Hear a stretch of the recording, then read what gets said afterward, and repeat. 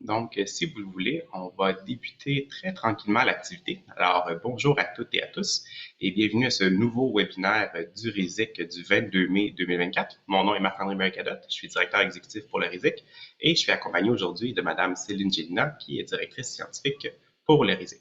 Je vais vous présenter notre webinaire et nos conférenciers et conférencières dans quelques instants. Mais avant, simplement vous informer ou vous rappeler que, comme lors de chacune de nos activités au RISIC, vous pouvez utiliser la fonction Q&A ou questions-réponses au bas de votre écran, et ce, tout au long du webinaire, afin de poser vos questions à nos conférencières et conférenciers. Il va y avoir une période d'échange à la fin du webinaire et où je pourrai transmettre vos questions à nos conférenciers. Donc, le webinaire d'aujourd'hui s'intitule « La recherche en intervention auprès de patients en soins critiques, défis méthodologiques et éthiques ». Et on a la chance aujourd'hui d'avoir avec nous 3 conférenciers et conférencières. Donc, tout d'abord, nous avons avec nous Mme Émilie Gosselin, qui est professeure adjointe à l'Université de Sherbrooke. Son expertise est centrée autour de l'intervention infirmière dans le contexte des soins critiques. Ses intérêts sont de concevoir et d'évaluer des interventions visant à promouvoir la qualité des soins et le bien-être. Elle possède également une vaste expertise dans le développement, la traduction et la validation d'instruments de mesure. Donc, bonjour Mme Gosselin, merci beaucoup d'être avec nous. Nous avons également avec nous M. Charles Bilodeau, qui est professeur adjoint à l'École des sciences infirmières de l'Université de Sherbrooke. Il a complété un doctorat en recherche en sciences de la santé, concentration en sciences infirmières à l'Université de Sherbrooke. Plus globalement, ses intérêts de recherche portent sur la formation clinique en sciences infirmières, la pédagogie des sciences de la santé et l'évaluation des apprentissages. Sur le plan méthodologique, il s'intéresse également aux approches participatives et qualitatives. Donc, merci beaucoup, M. Bilodeau, d'être avec nous. Et finalement, nous avons avec nous M. Jonathan Bourgon-Lavelle, qui est infirmier praticien spécialisé en soins aux adultes pour le secteur néphrologie du Centre intégré universitaire de santé et de services sociaux de l'Estrie-Chus. Il pratique auprès des clientèles d'hémodialyse, prédialyse et néphrologie générale. Par ailleurs, il a contribué à plusieurs projets de recherche sur l'optimisation des services de santé en cardiologie. Donc, merci beaucoup également à M. Bourgon-Lavelle d'être avec nous. Merci à vous trois. Donc, je vous laisse la parole et je vous retrouve à la fin de l'activité pour la modération des échanges. Merci Marc-André. Donc, c'est moi qui va amorcer cette présentation. Donc, on est très content d'être là aujourd'hui avec vous. On a tous une expérience préalable de cliniciens, d'infirmiers dans les milieux de soins critiques, là, soit aux soins intensifs ou à l'unité coronarienne. On a travaillé ensemble sur le projet doctoral là, qui va servir de mise en contexte à la présentation aujourd'hui.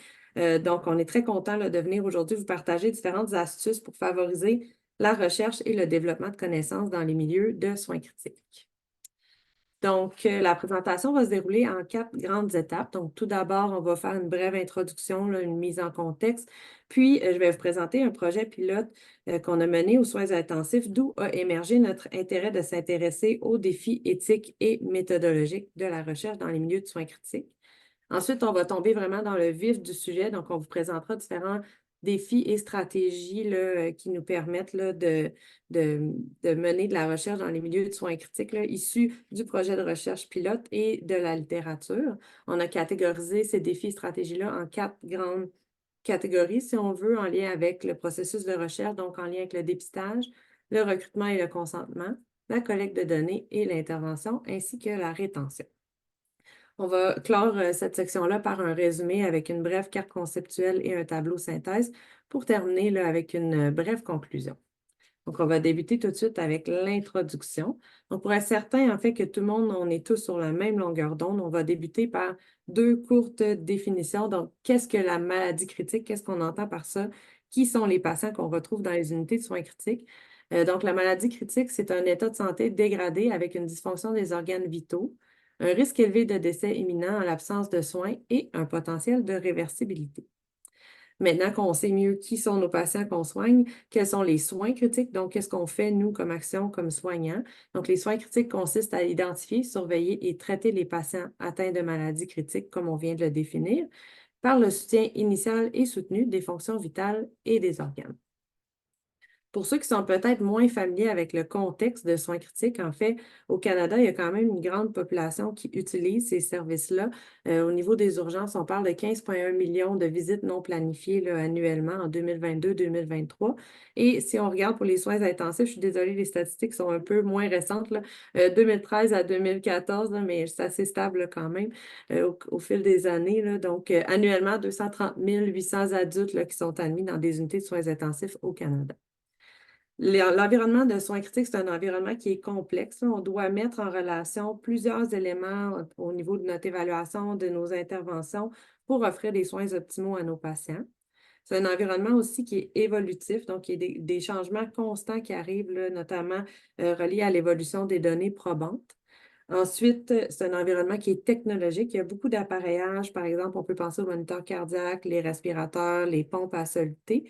Et finalement, c'est un environnement aussi multidisciplinaire. Donc, il y a de nombreux professionnels qui travaillent de concert pour favoriser le rétablissement de nos patients. Il y a plusieurs études qui ont décrit l'expérience des patients dans des milieux de soins critiques. Donc, les patients rapportent, par exemple, d'expérimenter une souffrance physique et psychologique. La plupart d'entre eux ont des souvenirs distordus, effrayants, voire traumatiques. Les patients aussi rapportent un certain isolement. Ce sentiment-là a été exacerbé là, naturellement en cas de COVID. Et finalement, les patients ont peur de mourir. Donc, tous ces éléments-là nous faisaient penser à la définition de l'événement traumatique tel que défini par le DSM-5. Donc, je vous la présente ici, c'est l'exposition réelle ou potentielle à la mort ou à des blessures graves en tant que victime.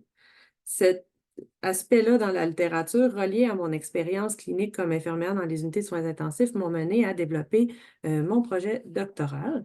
Donc, il s'intitulait Développement d'une intervention infirmière visant à prévenir l'apparition de détresse péritraumatique et de symptômes de stress post-traumatique chez les patients intubés et conscients aux soins intensifs. Donc, dans ce projet-là, Charles et Jonathan ont travaillé avec moi, dans le fond, là, à mener à bien là, la collecte de données. Pour les fins de la présentation, je vais présenter ici seulement les aspects méthodologiques pour qu'on puisse attacher, illustrer là, les différents défis qu'on a rencontrés. Mais si vous souhaitez en savoir plus, là, notamment au niveau des résultats, vous pourrez aller consulter là, ma thèse et mes publications sans problème. Donc, je vais essayer de synthétiser ça assez rapidement. Donc, le projet, en fait, était basé sur le modèle d'adaptation au stress traumatique de Joseph et Al. Donc, je me suis intéressée plus spécifiquement à la population de patients qui sont intubés aux soins intensifs, mais qui sont conscients pendant la ventilation mécanique. Et donc, ça, c'est issu vraiment d'un changement de pratique là, qui avait été, qui a émergé, en fait, là, suite aux recommandations de Barr et Al. Et donc, à l'époque, puis, comme mentionné plus tôt, la littérature nous suggérait que l'expérience d'être conscient pendant la ventilation mécanique, ça s'apparentait à la définition de l'événement traumatique. Donc, selon le modèle, toujours, la perception que le patient a de son événement traumatique va venir moduler l'apparition ultime de détresse péritraumatique ou de stress post-traumatique. Et on croyait, là, suite à la littérature, comme de vivre des expériences comme la présence de symptômes incommodants, notamment l'anxiété, la douleur, des symptômes de délirium ou des troubles du sommeil, pouvaient venir là, exacerber finalement le développement ultime de détresse péritraumatique, donc à court terme, immédiatement après l'événement. Et si les symptômes de détresse péritraumatique perdurent dans le temps, au-delà d'un mois, alors là, elles peuvent se transformer en symptômes de stress post-traumatique. Une chance, si on veut dire, qu'on a dans les milieux de soins intensifs, c'est que comme infirmière ou comme soignant, on est présent pendant l'événement traumatique et on peut venir moduler la perception de l'événement du patient pour essayer de influencer toute la cascade finalement. Et une intervention infirmière là, semblait tout appropriée pour pouvoir améliorer la situation. Donc, l'objectif de l'étude, c'était de développer et prétester une intervention infirmière visant à prévenir l'apparition de détresse péritraumatique et de stress post-traumatique chez les patients intubés et conscients aux soins intensifs en réduisant les symptômes incommodants. Donc, on a utilisé un devis pilote quasi expérimental pré-poste avec un groupe contrôle non apparié, donc qui a reçu là, les soins standards. Notre échantillon était composé de patients conscients pendant la ventilation mécanique qui étaient hospitalisés sur une des 3 unités du CIUS là, qui étaient affiliées à notre étude. Pour être inclus, les patients devaient être conscients pendant la ventilation mécanique là, pendant un minimum de 12 heures et avoir au moins 18 ans. Et on a exclu les patients qui avaient des antécédents ou des conditions médicales qui limitent l'aptitude à consentir.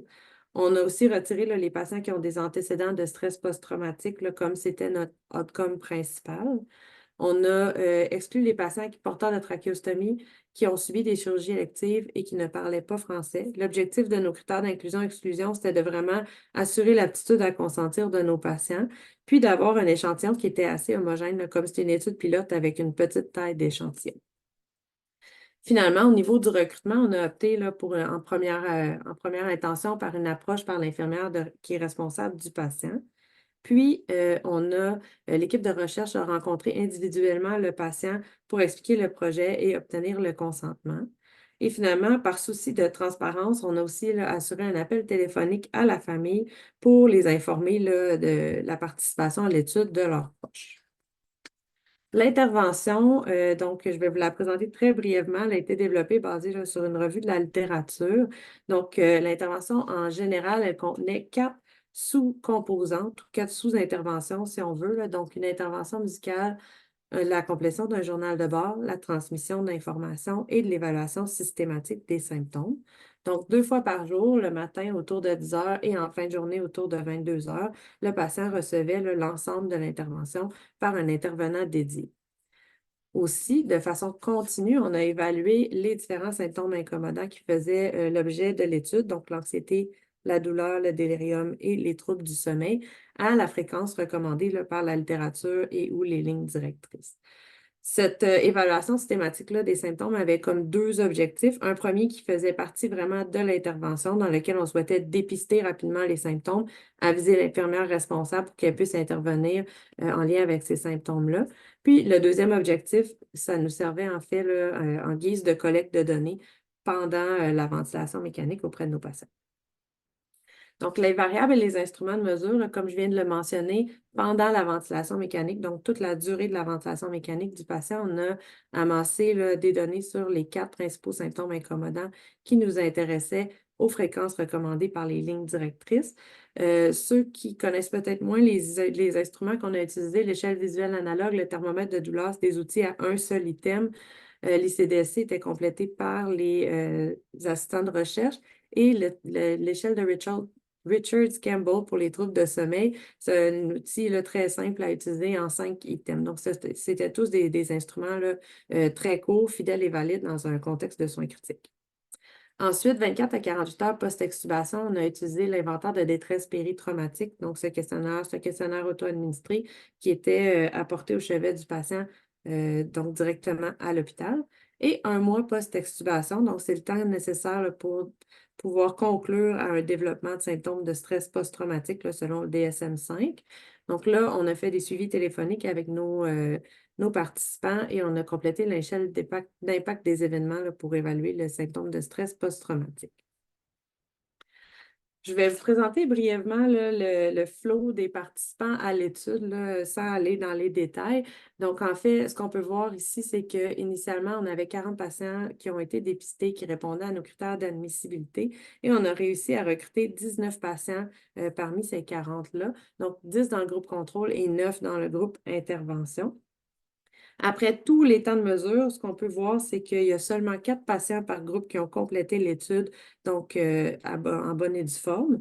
Donc, je pense qu'à elle seule, cette diapositive-là démontre l'importance des enjeux éthiques et méthodologiques qu'on a rencontrés dans le cadre de notre étude pilote, ainsi que leurs impacts sur la qualité des résultats. Notamment, on n'a pas obtenu la taille d'échantillon souhaitée là, pour avoir une puissance intéressante.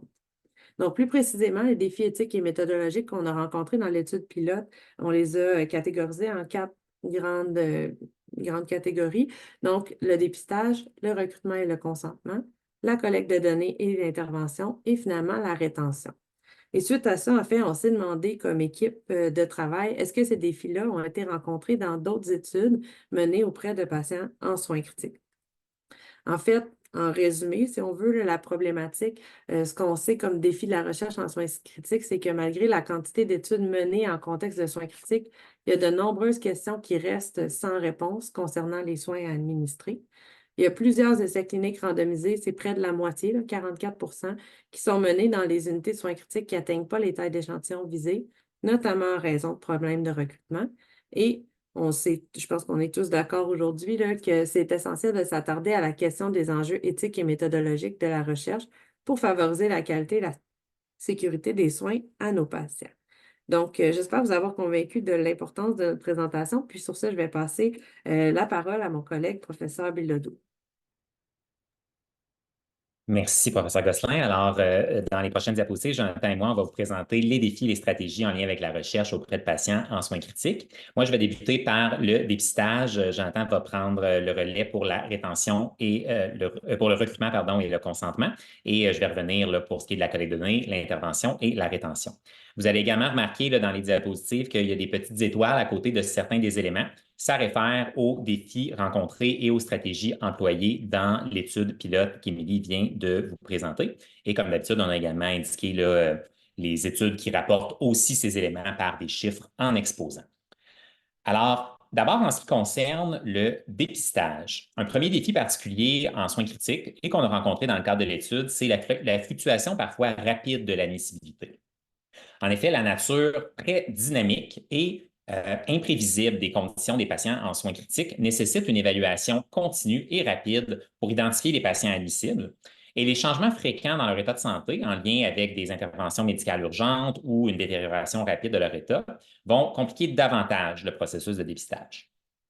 Un autre défi se pose lorsque le dépistage s'effectue en personne, notamment lorsque la responsabilité revient au personnel soignant, comme c'était le cas dans notre étude, puisque la charge de travail élevée dans les milieux de soins critiques, le roulement important de personnel et la méconnaissance de l'existence même du projet de recherche ou bien des critères d'admissibilité des participants, ça peut tout faire en sorte que certains patients ne seront pas dépistés. Il y a aussi un phénomène qui est bien documenté dans la littérature, qui est le phénomène du gatekeeping, qui correspond à un jugement qui est posé par le personnel soignant quant à l'admissibilité des patients sur la base de leur propre perception de leur état ou de leur capacité à participer. Donc, les cliniciens vont parfois être réticents à ce que leurs patients soient approchés pour participer à un projet de recherche parce qu'ils considèrent que leur état est trop critique et qu'ils veulent leur éviter un fardeau additionnel. Donc, à la base, leur intention est noble, mais ça pose un enjeu éthique, surtout auprès de populations vulnérables, parce que ça prive certains patients des bénéfices potentiels de la recherche. Évidemment, la rigidité des critères d'inclusion et d'exclusion peut également compliquer le dépistage. C'est assez fréquent en contexte de soins critiques, puisque, considérant la précarité de l'état de santé des patients et le caractère invasif des traitements, les risques associés à la participation à la recherche sont parfois plus élevés. Donc, pour garantir la sécurité des patients, les chercheurs vont souvent utiliser des critères d'inclusion étroits et des critères d'exclusion larges par rapport aux chercheurs dans des contextes électifs plus sécuritaires. Où ça devient compliqué, c'est lorsqu'il faut passer en revue l'ensemble du dossier médical d'un patient pour déterminer son éligibilité en fonction d'une multitude de critères, ce qui peut rapidement devenir complexe et chronophage. Aussi, lorsque l'admissibilité est basée sur le diagnostic d'admission, le dépistage peut être compliqué en présence de diagnostics d'admission sommaires ou incomplets, comme c'est parfois le cas en contexte de soins d'urgence notamment.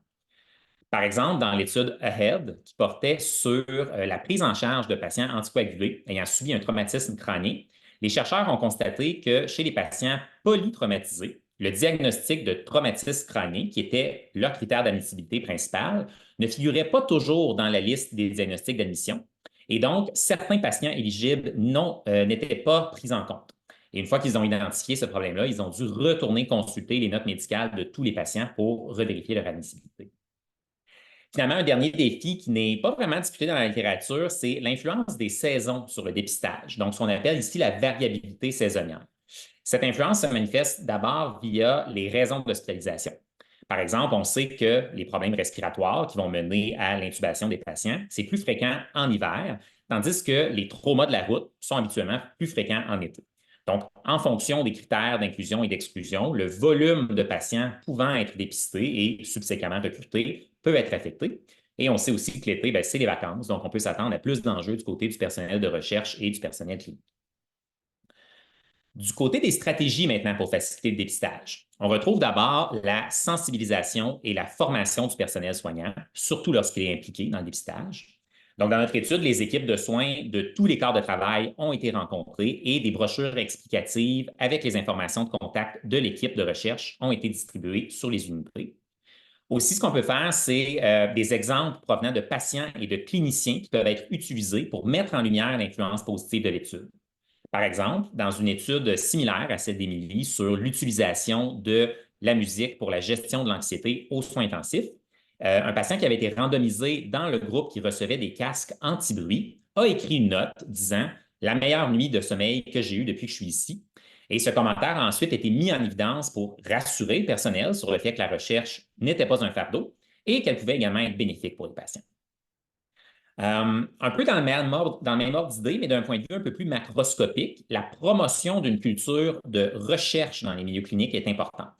Donc ici, il est davantage question d'intégrer la recherche au cœur de la pratique clinique en impliquant tous les membres de l'équipe de soins et en mettant en œuvre des stratégies de communication structurées pour leur fournir des informations sur les recherches menées dans leur unité.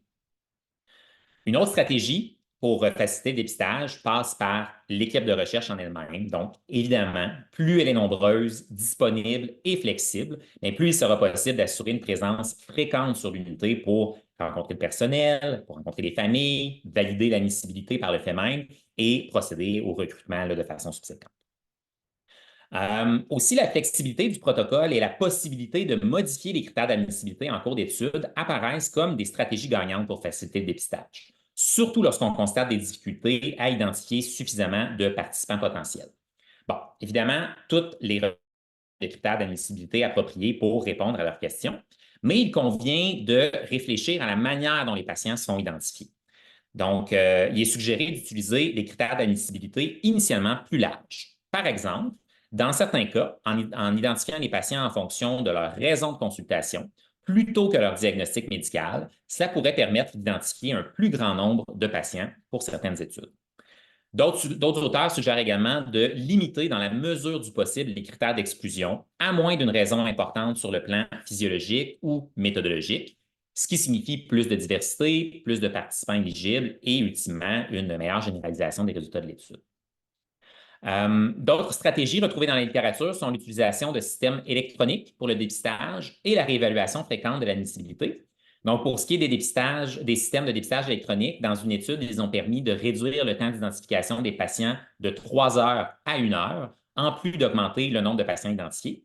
Cependant, les systèmes utilisés présentaient une faible sensibilité avec un nombre élevé de faux positifs qui devaient être éliminés manuellement par l'équipe de recherche. En ce qui concerne la réévaluation fréquente de l'admissibilité, c'est une stratégie qui, en fait, permet simplement de réévaluer les patients qui pourraient devenir éligibles après un premier dépistage qui s'était avéré négatif. Et finalement, peut-être en lien avec la variabilité saisonnière que j'ai mentionnée précédemment, c'est s'assurer de tenir l'étude dans des périodes ciblées, soit en fonction de la population cible ou du contexte de l'unité. Ça peut sembler évident à première vue là, quand je le nomme, mais ça nécessite quand même une bonne planification qui tient compte de tous les délais possibles et de tous les écueils de la recherche qu'on peut rencontrer. Alors, je passe la parole à mon collègue Jonathan. Bon, merci, professeur Bilodeau. Moi, je vais continuer avec le recrutement et le consentement pour les fins de cette présentation-là. Le recrutement, c'est plutôt comment on organise le recrutement, tandis que pour le consentement, on va parler ensemble de comment est-ce qu'on peut avoir une décision libre et éclairée pour sa participation au projet d'étude, au projet de recherche, excusez-moi. Donc, au niveau des défis du recrutement, ce qu'il faut savoir, c'est que le recrutement et le dépistage sont assez similaires. Donc, à ce que le professeur Bilodeau a déjà présenté, j'ajoute que plus de la moitié des opportunités de recrutement dans les unités de soins intensifs, ça ne comprend pas malheureusement les services d'urgence, mais ceux-ci sont manqués.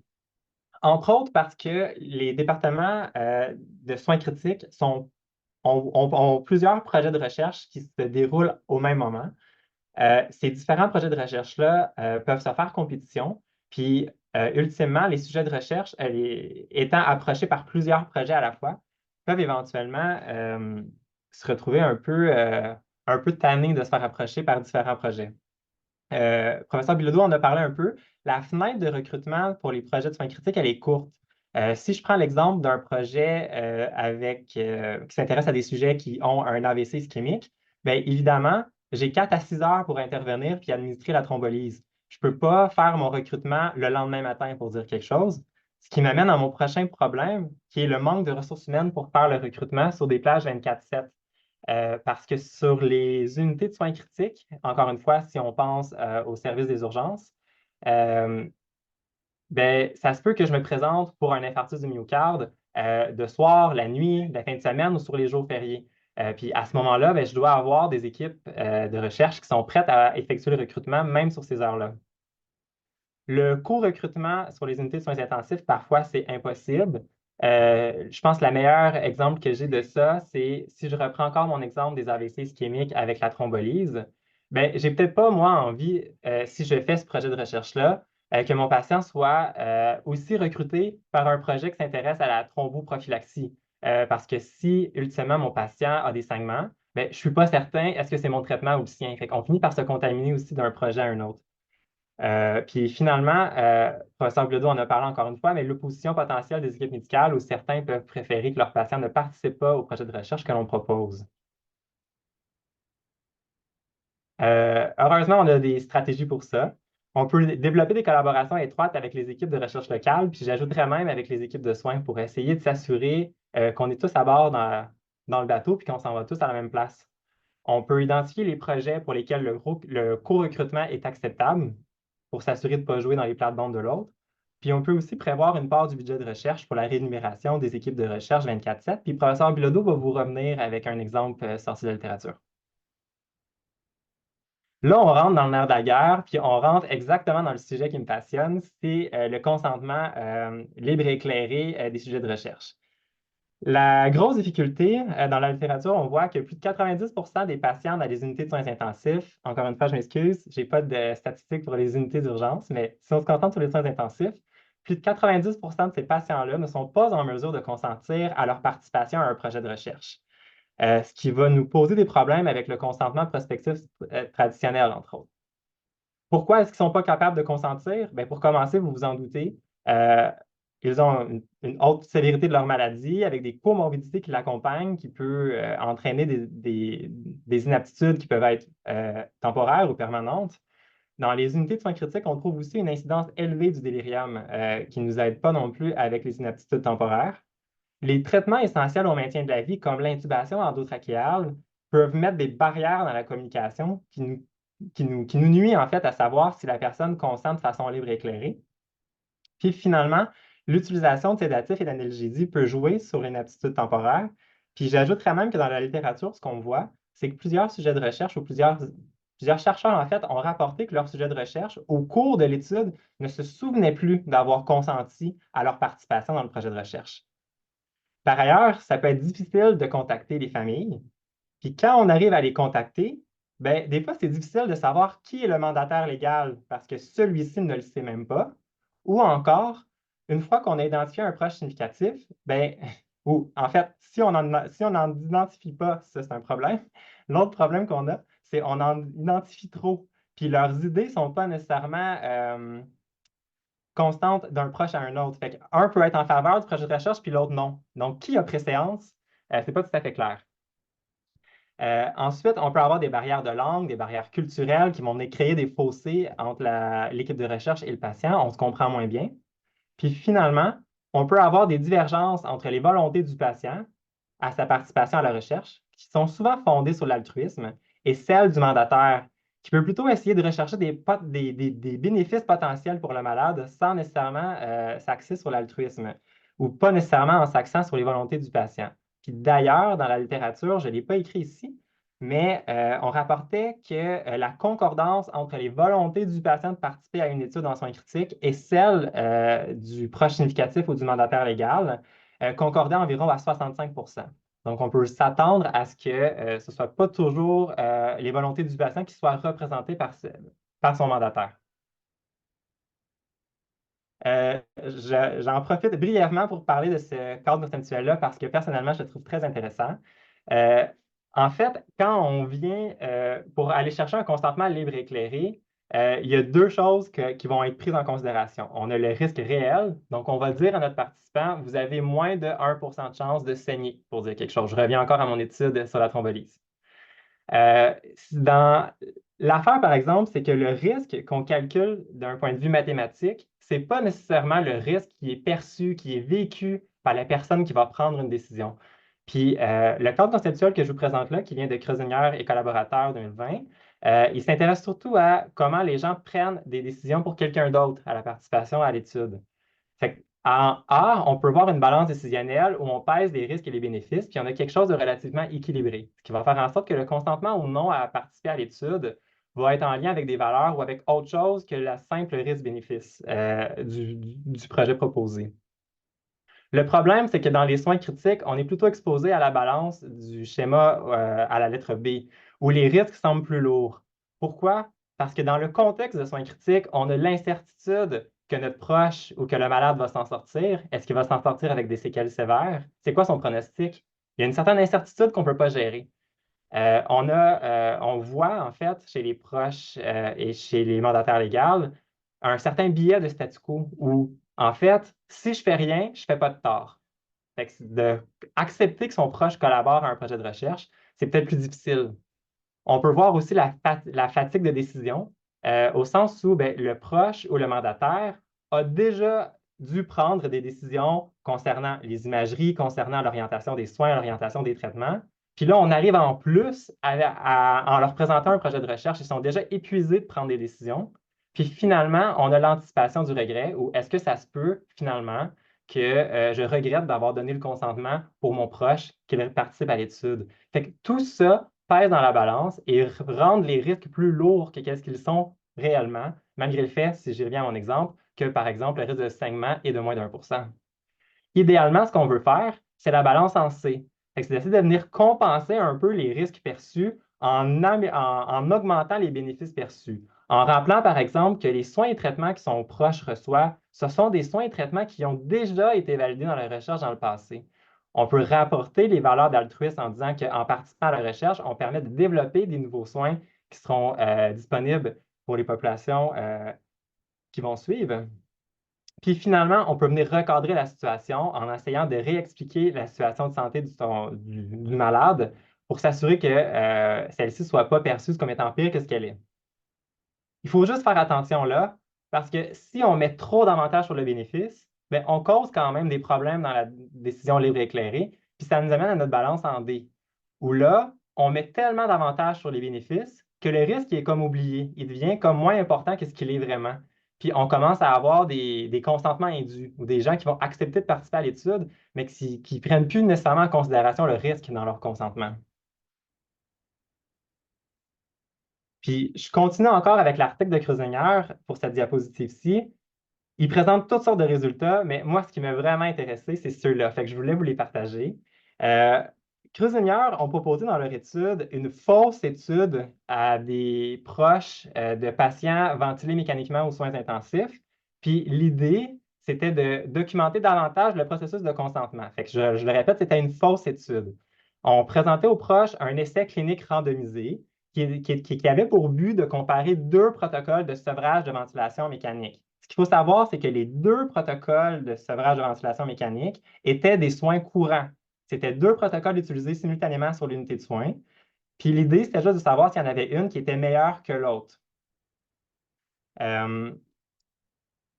Donc, ce qu'on peut voir dans leurs études, c'est que contrairement à ce qu'on aurait pu penser, le fait que le patient ait participé à une étude dans le passé ou que la personne qui doit prendre la décision, le proche significatif ou le mandataire légal, ait participé dans une étude dans le passé, ça ne changeait rien à la probabilité que celui-ci accepte que le malade participe à l'étude. La perception que le malade s'améliore ne changeait rien non plus, puis la sévérité de la maladie estimée avec le score Apache ne changeait rien non plus. Ce qui était statistiquement significatif, c'était pour commencer d'appartenir à une ethnie caucasienne. Petite parenthèse, pas tant surprenant, parce qu'on sait déjà que les minorités, qu'elles soient ethniques, d'identité sexuelle ou du genre, sont plus difficiles à aller chercher dans les recrutements pour nos études. Puis là où je trouve vraiment intéressant, c'est au niveau de la perception du risque. Donc, vous ne serez pas surpris, plus les gens estimaient la participation à l'étude comme étant risquée sur l'échelle de la Comparative Riskiness Scale, moins ils étaient enclins à accepter que le malade participe à l'étude. Fait que ça, comme je vous dis, pas surprenant. Mais là, maintenant, je vous parle de l'outil. Le Comparative Riskiness Scale, c'est une échelle qui demande aux participants de comparer le risque de participer à une étude versus certaines autres activités, comme par exemple d'envoyer des textos en conduisant la voiture. Puis, ce qu'on a noté dans cette étude-là, c'est que malgré le fait qu'on parlait de deux protocoles de soins usuels que leurs proches allaient être exposés de toute façon dans le contexte de ces soins, de ces soins de la ventilation mécanique, ben, reste que les gens comparaient le risque de participer à l'étude à prendre 3 fois la dose d'analgésie recommandée par un professionnel de la santé, à faire de la motocyclette sans casque et à faire un saut en bungee. Ça vous donne une idée à quel point la perception du risque sur les études en soins critiques est importante. Heureusement, il y a plein de choses qu'on peut mettre en place comme stratégie. Je pense que j'ai été assez clair que la perception du risque, elle est importante, on doit l'adresser, puis on doit l'adresser avec un personnel qui comprend les soins critiques, qui comprend comment approcher les personnes, familles dans ce contexte-là, et qui comprend c'est quoi un processus libre et éclairé de consentement. Je l'ai dit précédemment, de par toutes les comorbidités médicales ou les traitements qu'on administre à nos patients, certains peuvent oublier des éléments. C'est important de répéter à plusieurs reprises les éléments importants de l'étude, d'offrir un support écrit aux besoins auxquels il peut se rapporter, puis d'impliquer les familles dans le consentement, même si le patient il est apte a priori, pour encore une fois s'assurer qu'on est tous dans le même bateau, puis qu'on puisse soutenir le malade dans sa participation. On peut s'assurer d'obtenir accès à un service d'interprète aux besoins pour inclure nos minorités ethniques. Puis finalement, il faut réfléchir à la possibilité d'utiliser une alternative au consentement prospectif traditionnel. Je fais du pouce sur mon dernier point. Je vous présente rapidement l'étude de Owen et Hall 2022 qui a fait un scoping review des études réalisées dans les soins intensifs du Canada. Ce qu'on peut voir dans la colonne complètement à gauche, c'est les études recensées, le nombre d'études recensées. Puis de l'autre côté, complètement à droite, le nombre d'études qui ont utilisé un consentement alternatif à celui du consentement traditionnel. Ce qu'on peut voir, c'est que ce n'est même pas la moitié de ces études-là qui utilisent un consentement alternatif, mais comme j'ai dit plus tôt, 90% des patients hospitalisés dans les unités de soins intensifs sont probablement inaptes à consentir. Donc, on devrait théoriquement utiliser davantage de consentement alternatif, mais ce n'est pas ce qu'on voit. J'essaie de vous inspirer un peu. Je vous présente différents types de consentement. Le prospectif, je pense que j'en ai parlé suffisamment, mais c'est de consentir de façon libre et éclairée à sa participation à l'étude avant que l'étude se produise, ce qui est le contraire du point suivant, qui est le rétrospectif ou le différé, qui pour moi est la même chose, qui est je recrute tout le monde dans mon étude parce qu'au moment où je peux le recruter, ce n'est pas un moment de le faire consentir. Puis à la fin de l'étude, quand le patient retrouve son aptitude à consentir, là, je m'assure qu'il accepte que je garde ses données. On a le consentement substitué que vous connaissez très bien, qui est de passer par un proche significatif ou un mandataire légal. On peut faire de la recherche sans consentement. Selon l'énoncé politique des 3 conseils, vous savez, vous devez démontrer au comité éthique que votre projet de recherche a des risques minimaux. C'est assez dur de faire de la recherche sans consentement, considérant que nos hard outcomes dans les soins critiques, ben, c'est le risque de décès. C'est dur de dire que c'est un risque minimal si j'évalue moi-même le risque de décès de mon patient. Aux États-Unis, ce qui est demandé d'un point de vue légal, c'est de faire des consultations publiques. Puis je me disais, ben, au Canada, je pense qu'on pourrait prendre l'exemple parce que c'est assez intéressant. Si dans notre projet de recherche, on ne peut pas faire de consentement, la consultation publique vient un peu baliser que les chercheurs doivent présenter leur protocole aux populations qui pourraient être touchées par le projet de recherche. Comme par exemple, si je m'intéresse à une étude sur les infarctus du myocarde, je pourrais me dire que je vais présenter mon protocole de recherche à des gens qui ont déjà fait un infarctus pour voir si, de leur point de vue, ils ont des inquiétudes au déroulement du projet. Je pourrais aussi décider de présenter mon protocole de recherche à des gens avec des facteurs de risque cardiovasculaire élevés pour aller voir en me disant que c'est mes sujets potentiels. Puis je pourrais aussi aller voir des communautés pour qui mon projet de recherche pourrait être conflictuel. Comme par exemple, si cette fois-ci je m'intéresse à une recherche sur la transfusion sanguine, je pourrais peut-être aller voir les témoins de Jéhovah pour voir s'ils ont des inquiétudes que je devrais prendre en considération.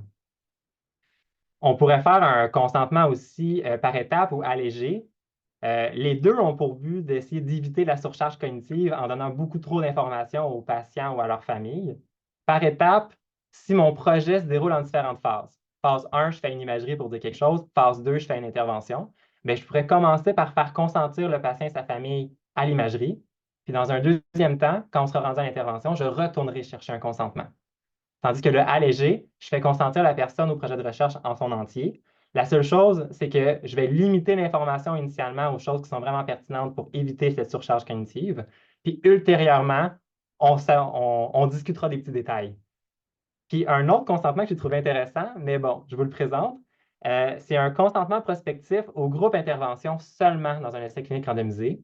Ce que l'auteur présentait dans son article, c'était que le groupe contrôle, c'était les soins usuels. Fait que pour lui, il se disait, ben, si je fais seulement consentir les gens qui sont exposés à l'intervention en me disant que les autres, de toute façon, ils ont les soins qu'ils auraient reçus de toute façon, de par leurs conditions, ben, c'est probablement acceptable.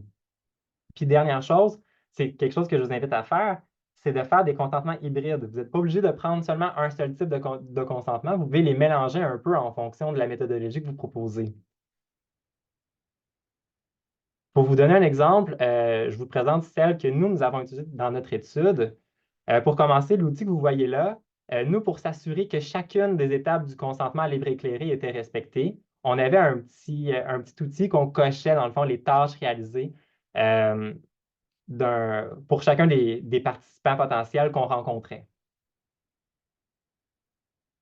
Ensuite, ben, deux choses. Comme le professeur Gosselin l'a présenté précédemment, un des critères d'inclusion, c'était d'être apte. Donc, un patient qui était inapte au moment où on l'approchait, on revenait le voir plus tard pour s'assurer qu'il était toujours, qu'il devenait éligible à l'étude.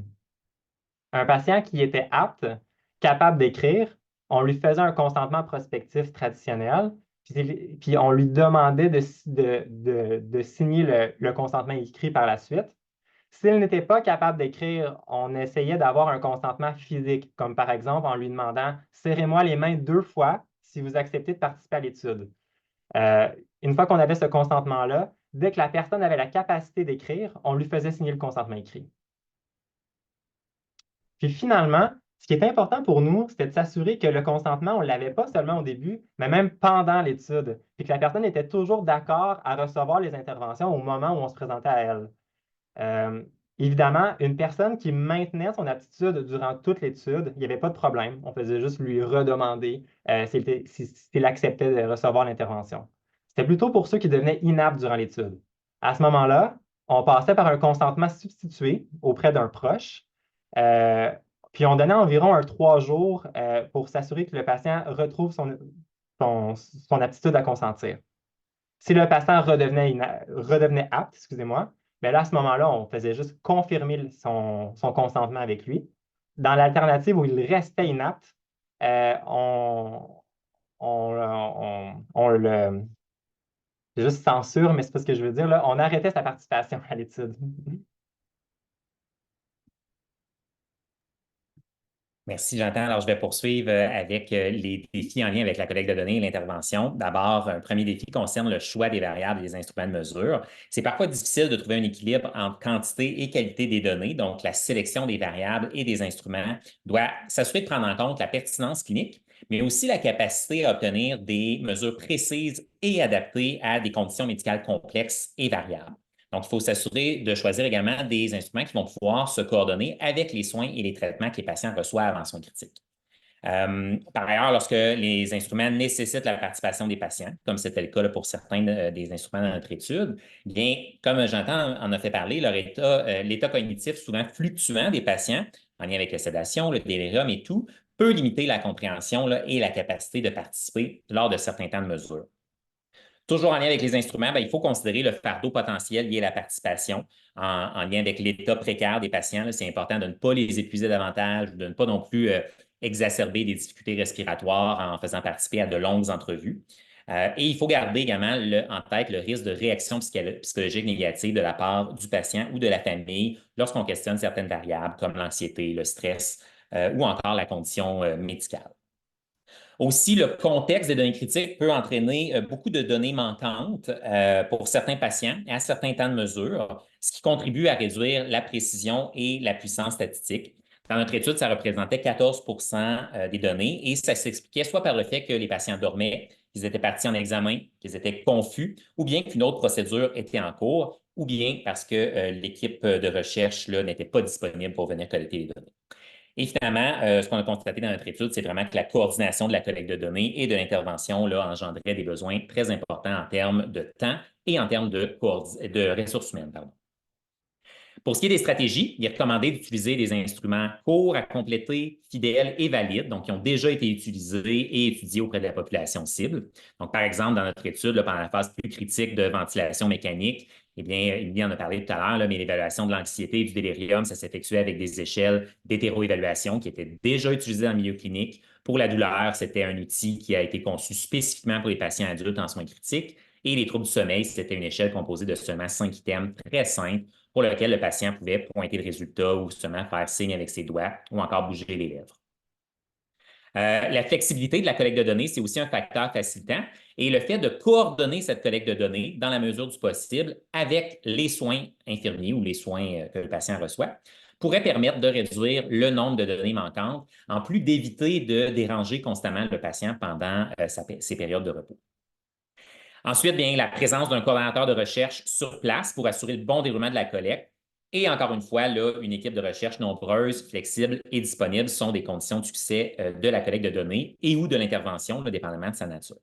Bon, évidemment, ça vient avec un coût important. Jonathan il a fait allusion tout à l'heure. Et pour vous donner une idée, dans un des articles qu'on a consultés, les auteurs rapportaient précisément comment ils ont procédé pour constituer leur équipe de recherche et le budget qu'ils y ont consacré. C'était un essai randomisé contrôlé sur les soins buccaux chez les patients intubés, avec une intervention toutes les 4 heures et une collecte d'échantillons toutes les 12 heures, le tout réalisé exclusivement par l'équipe de recherche.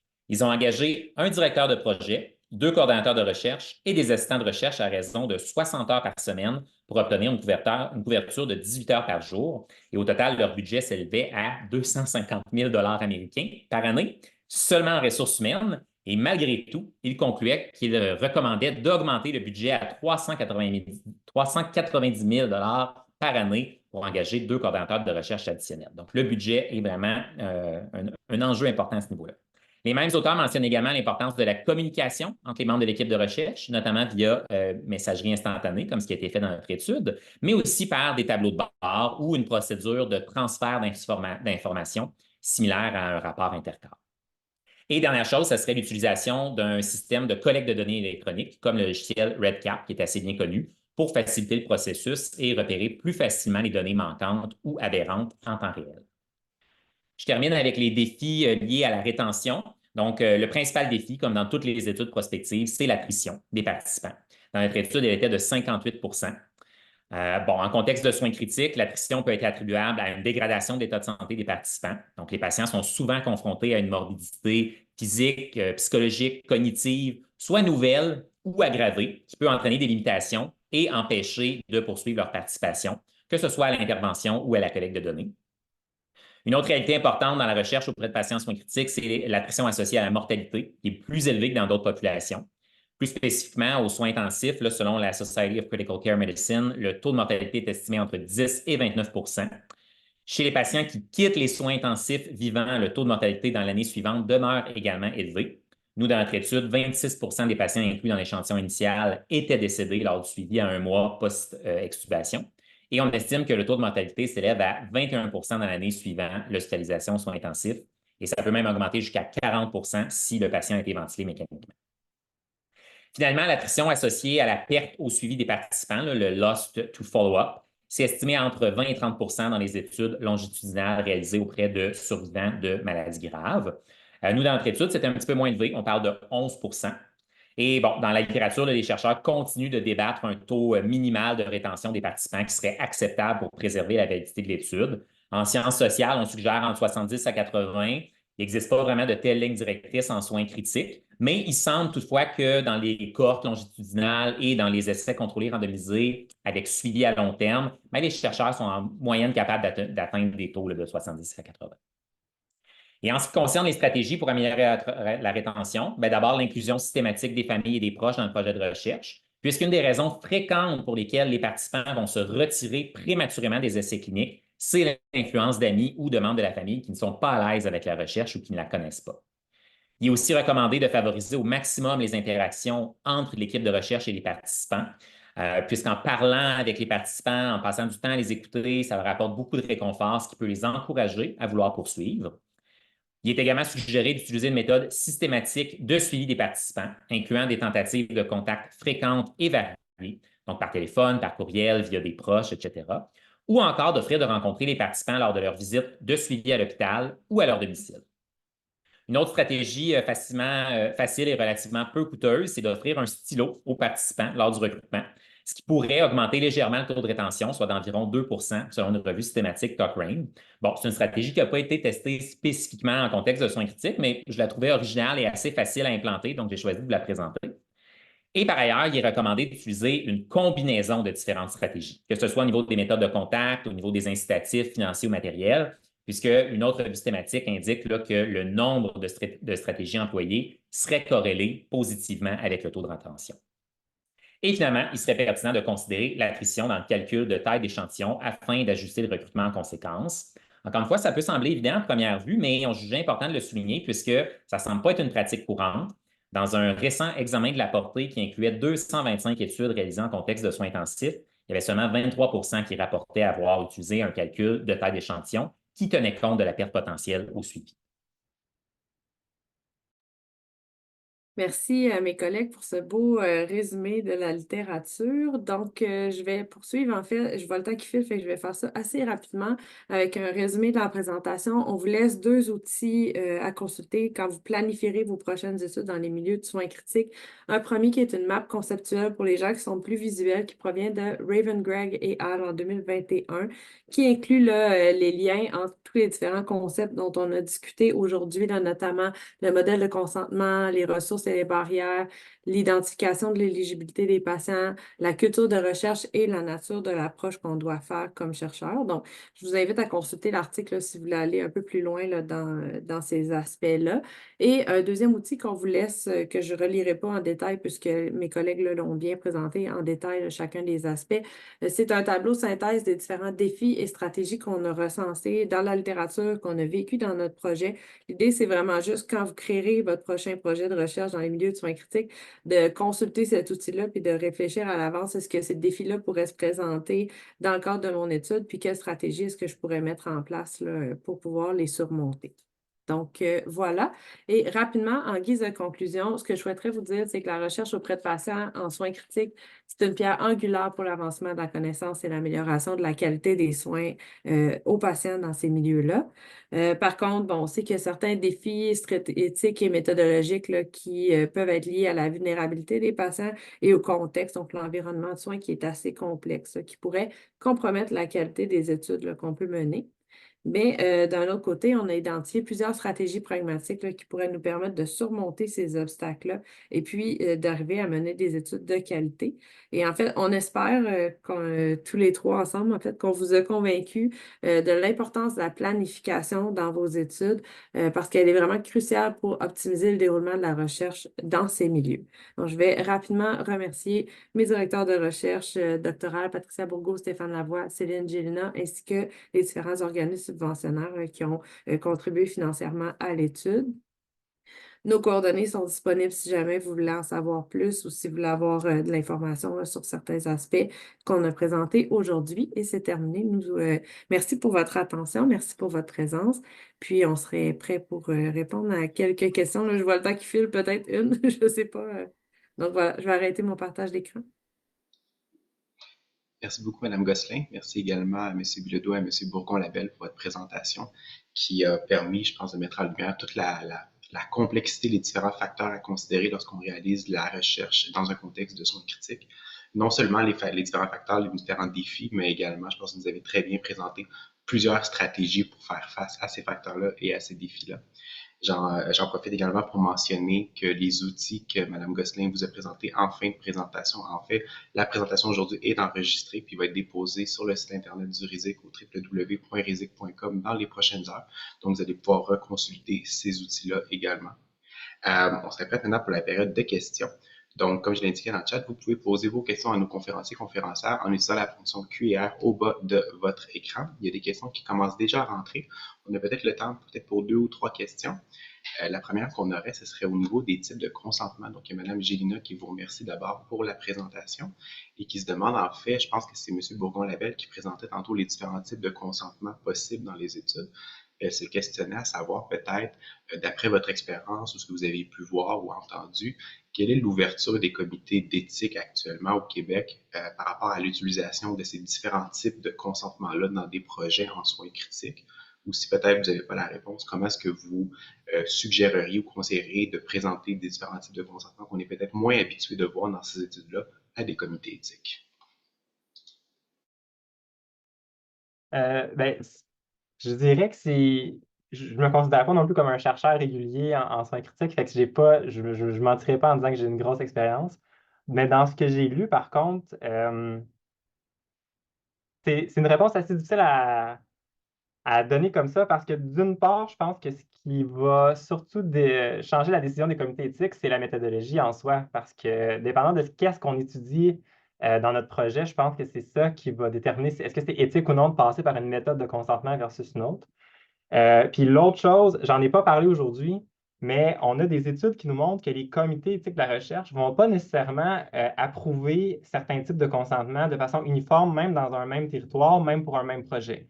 Euh, Fait que ce que moi, j'aurais tendance à suggérer, c'est de voir est-ce que ces types de consentement-là s'appliquent à la méthodologie que vous proposez, puis est-ce que ce serait possible de discuter avec les représentants du comité éthique pour voir est-ce que vous croyez que c'est acceptable? Parce que je pense que c'est difficile d'en venir à une réponse qui va s'appliquer à tous.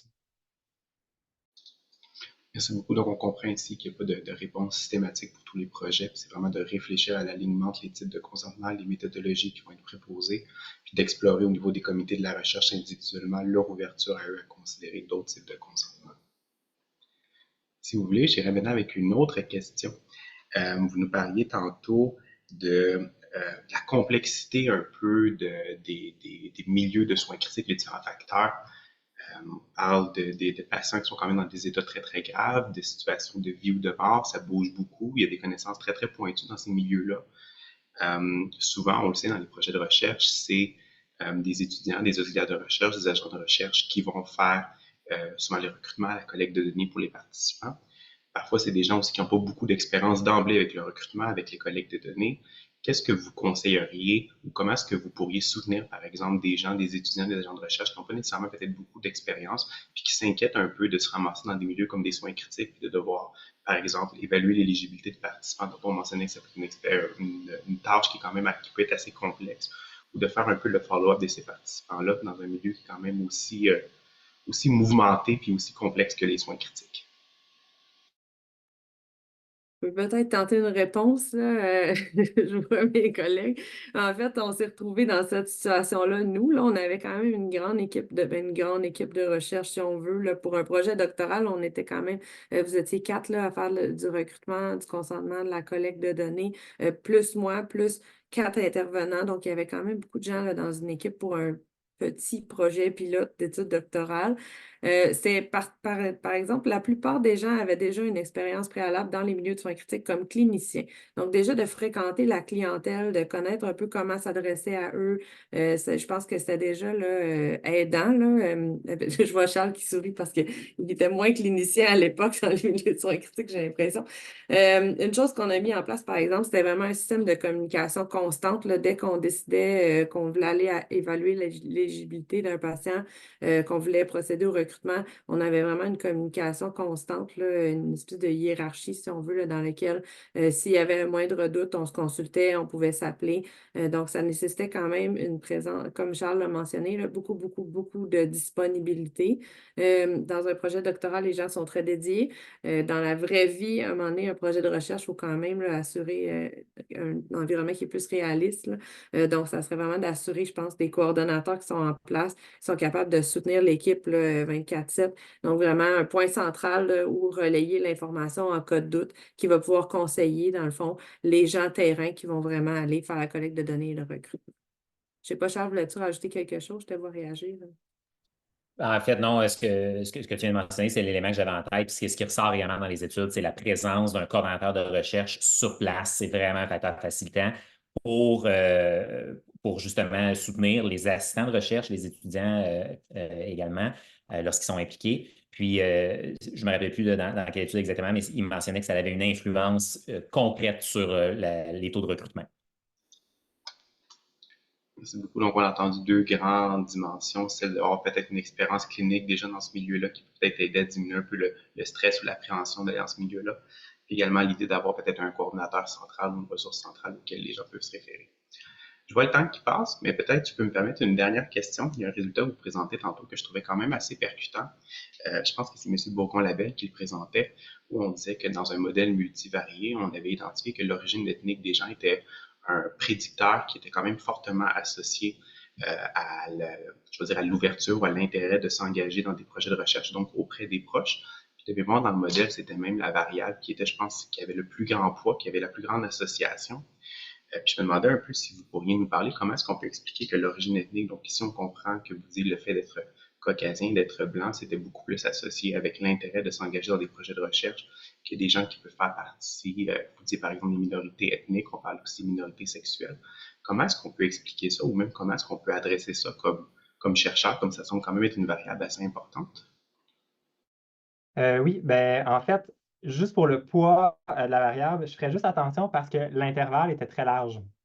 Fait que je pense que le poids, il était discutable quand même, mais effectivement, reste que c'était significatif. Les auteurs l'ont expliqué parce qu'à la base, ce qu'il faut savoir, c'est que Krusnier, c'est une étude qui a été faite aux États-Unis.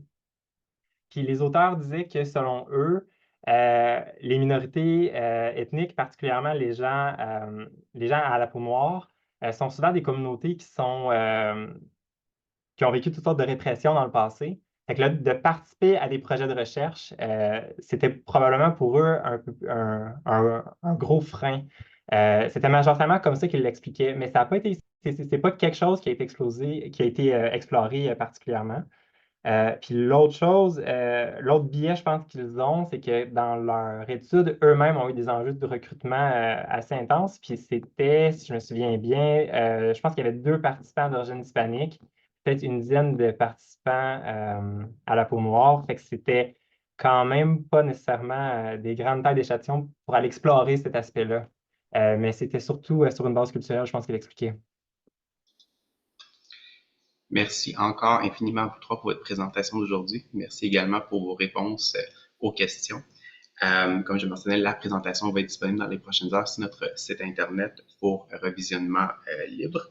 J'en profite également pour faire de la petite publicité pour vous dire que notre prochain webinaire du RISIC aura lieu lundi prochain, en fait déjà. Il va nous être présenté par Mme Geneviève Rouleau, qui est professeure à l'UQO, et Mme Sylvie Grosjean, qui est professeure à l'Université d'Ottawa, et qui vont venir nous parler de co-design et de mise en œuvre d'interventions numériques en santé. Donc, vous pouvez vous inscrire à ce webinaire de notre site Internet également. Donc, merci encore à vous trois d'avoir été là aujourd'hui. Merci également à toutes celles et ceux qui se sont connectés. Et on se voit probablement lundi prochain pour un nouveau webinaire. Merci beaucoup. Bye bye.